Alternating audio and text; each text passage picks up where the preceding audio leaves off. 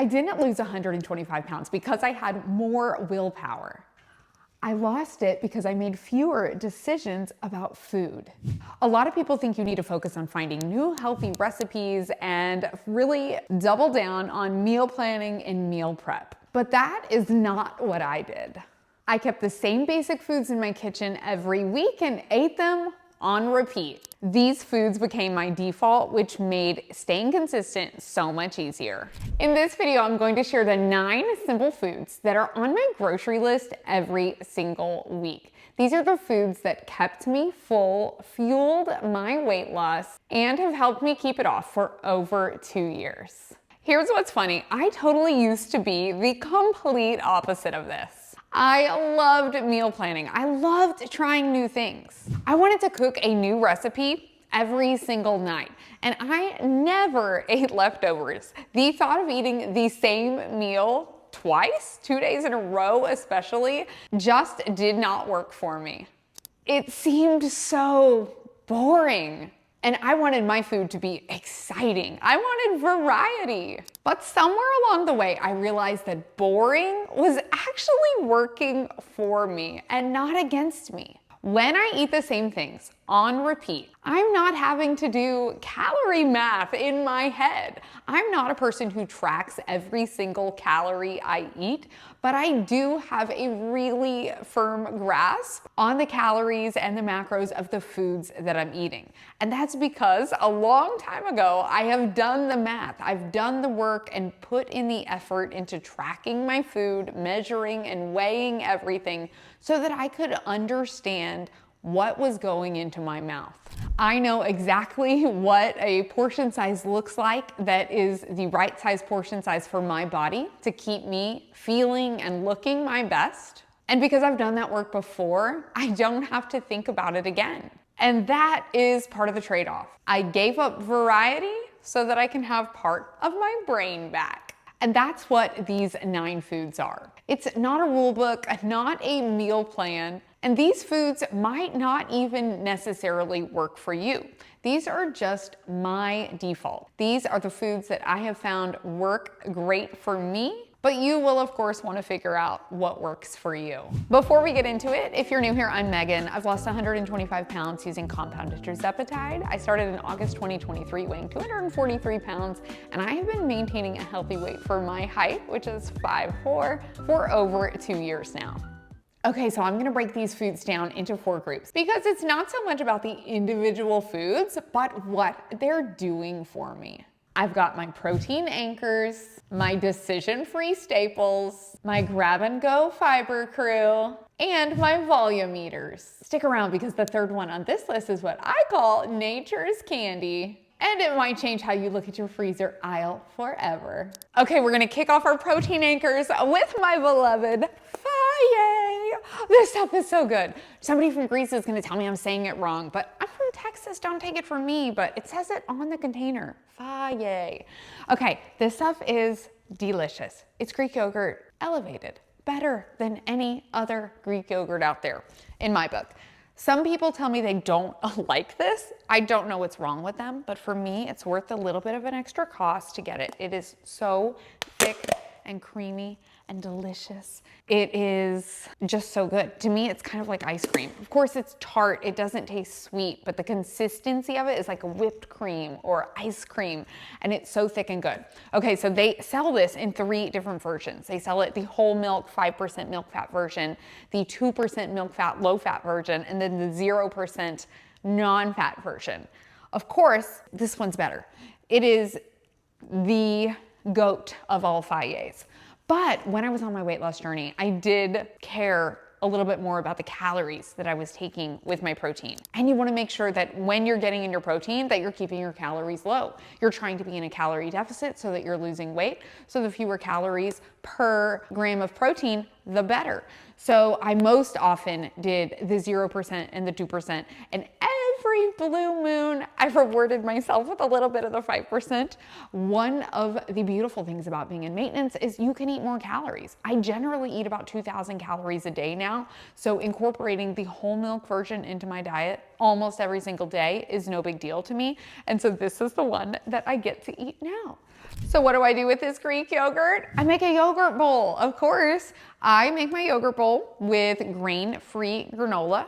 I'll add some fruit into it, maybe a little teeny tiny bit of jam just to sweeten it up, and I am good to go. It's so good, it's satisfying, and I love eating my yogurt that way. Other ways that I love to use Greek yogurt is as a sour cream replacement. Sour cream has a lot of fat and calories for a small amount of it. I seriously use this on so many of my meals as kind of a sauce or topping just to spice it up and get in a little bit of extra protein. One rule of thumb, if you're trying to figure out if something is a good source of lean protein, is to try to aim for each gram of protein to be no more than 10 calories. So an easy way to do this math in your head is to look at the food item that you're wanting to eat, look at the grams of protein in it, add a 0 to that, and if the amount of calories is equal to or lower than that number, then you are good to go. That is an excellent source of lean protein. Okay, protein anchor number 2 is ground chicken. Ground chicken is so much better than ground turkey. Every time I try to eat ground turkey, I literally choke on it. Ground chicken, I don't know why, it tastes so much better and it doesn't dry out like ground turkey does. When I started on a GLP-1, eating was kind of hard. Your appetite is pretty suppressed, at least for me it was, and not all foods looked appetizing. And honestly, if a food took a lot of work to like chew it or get it down, I almost wasn't willing to put in the effort, as weird as that sounds. So having food that was more like, almost like a toddler would eat, like it's pre-chewed, like ground up for me, made it just easier for me to think about eating. So ground chicken became a huge staple for me while I was losing weight. I use ground chicken in so many different ways. I love to make Asian stir fries and lettuce wraps. I love to make meatballs with it. Meatballs are an amazing portable protein source. I can take a couple of meatballs on the go if I need to. We can do protein pasta with meatballs. We can do teriyaki meatballs. We can do Parmesan pesto meatballs. There are so many options when it comes to how you use your ground chicken, and I promise you, you cannot go wrong. A mere 4 ounces of ground chicken gets you like 20 to 22 grams of protein for only around 160 calories, which is amazing. Those are my 2 absolute favorite sources of protein that I eat every single week, but I've actually put together a free protein guide with more of my favorites, and I put actual pictures of the brands I use and love to make it easy for you to find some of your new favorite protein options as well. I'll put a link in the description so that you can grab that today. So protein is great and it helps keep you full, but honestly, it is not what made my meals satisfying. And that brings me to my next category, which is my decision-free staples. And these might not be exactly what you expect. Okay, the 2 foods in this group are probably the 2 foods that when I share about them, I get the most comments about. And I am here to tell you that we do not have to be afraid of carbs. Carbs can be a part of a healthy diet. They can be part of a weight loss journey. And here we are, living proof that carbs are okay. Prior to starting on a GLP-1, when I was 243 pounds, I was a carb addict. I loved carbs in all forms, all shapes, all sizes. I wanted to eat bread and muffins and croissants and French toast and all the things all the time. And I know a lot of people, when they have foods that are like their trigger foods, swear off those foods and don't want to eat them because they're scared of overeating those even once they start on a GLP-1 medication. For me, it kind of happened naturally. My body completely changed. My taste buds changed, and I would look at a piece of bread and I just didn't like it anymore. I actually did not like bread or want to eat it for at least a year. Now, after I've been on it almost 3 years, I can eat bread and I eat it on occasion, but it is so rare that I don't even really think about it. So if I wasn't eating bread or carby bread-like items because my body didn't want them, I was left kind of eating protein and vegetables. And I did that for a little while before I started to realize that my body was missing something. I was actually feeling so fatigued and so run down. And I knew that I had to incorporate some carbs back into my diet. My carbs of choice turned out to be these two foods. Number one is white rice.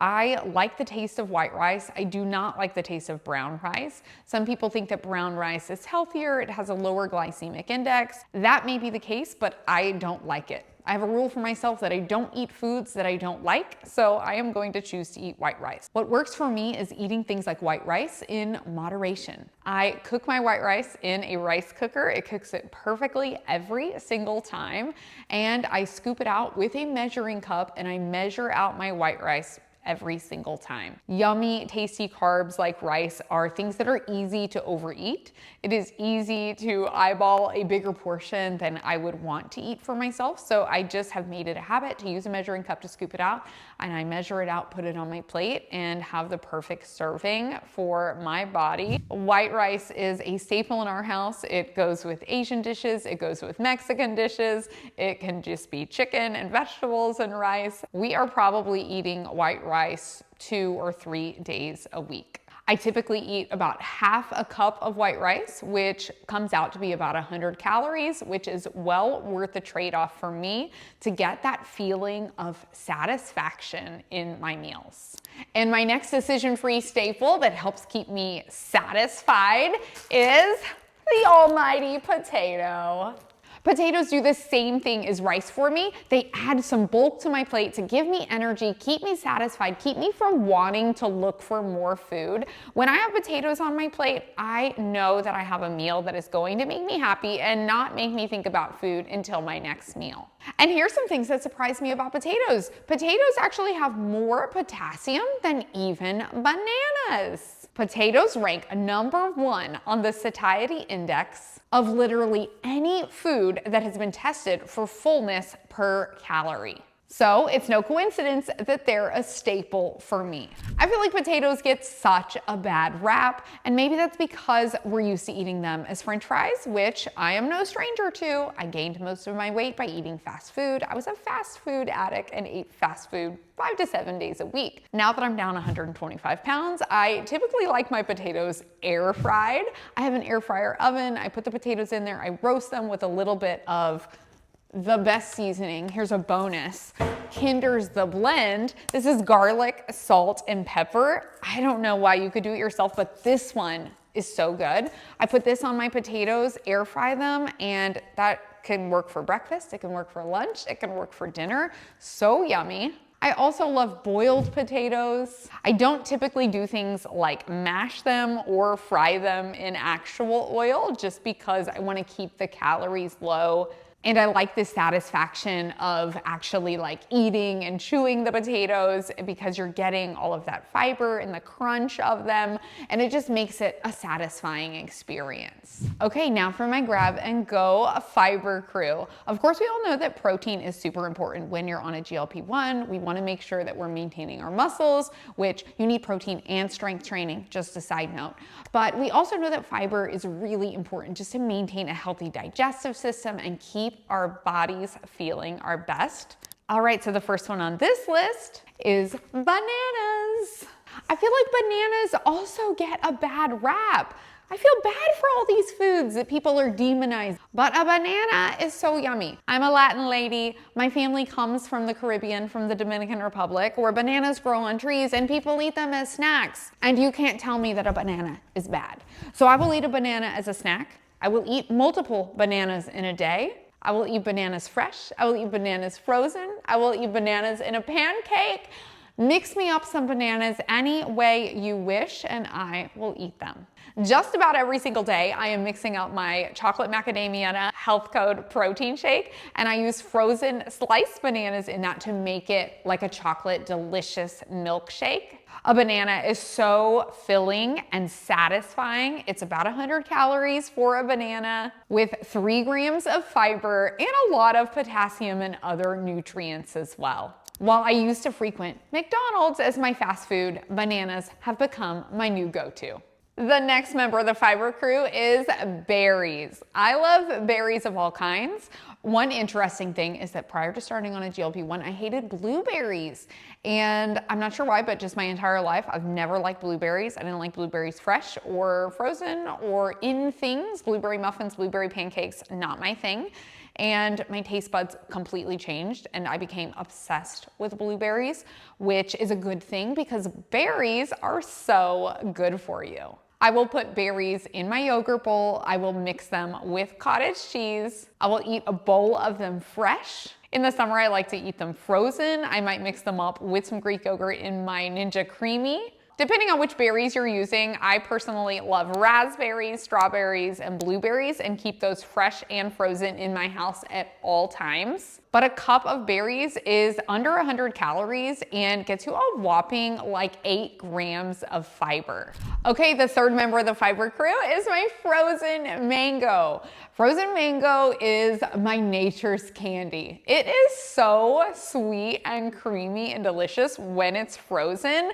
And I do love fresh mango also, and we eat it, but honestly, it's really hard to time like when to slice the mango. It's kind of hard to slice a mango. So having diced frozen mango in my freezer makes it so easy to enjoy this sweet treat.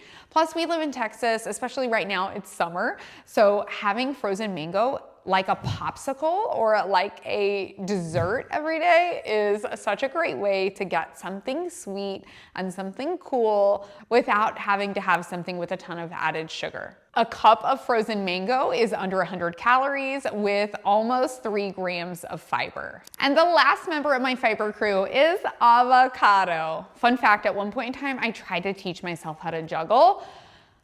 Alas, it's not for me.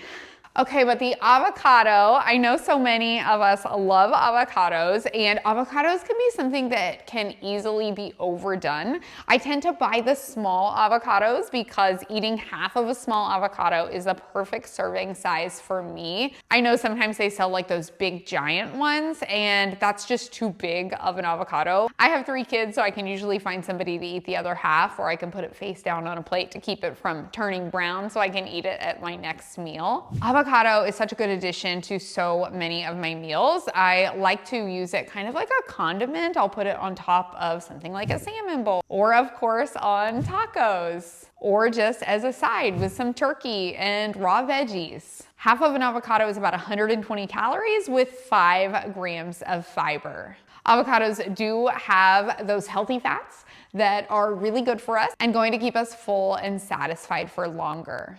Okay, here's where I keep these volume eaters. Okay, in my freezer, I always keep cauliflower, broccoli. I did no prep for this, let's see. And green beans.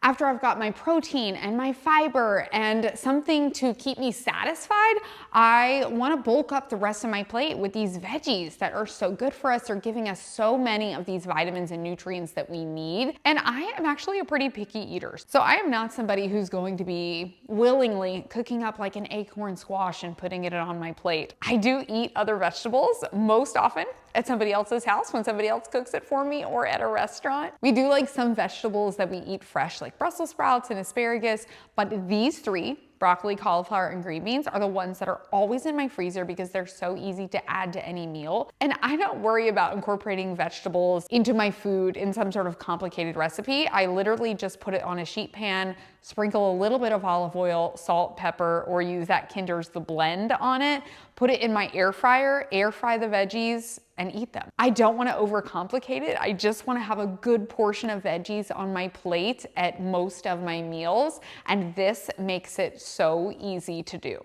All right, none of these foods are like new, earth-shattering, amazing foods that you haven't heard of before. They're just simple foods that I find in a regular grocery store that I get delivered to my house with my groceries every single week. And that is exactly why they worked, because they took away any decision making that I had to do and made it easy to eat healthy, delicious food that filled me up and kept me satisfied. Okay, so tell me, which of these foods is in your kitchen right now, or which one are you adding to your grocery list?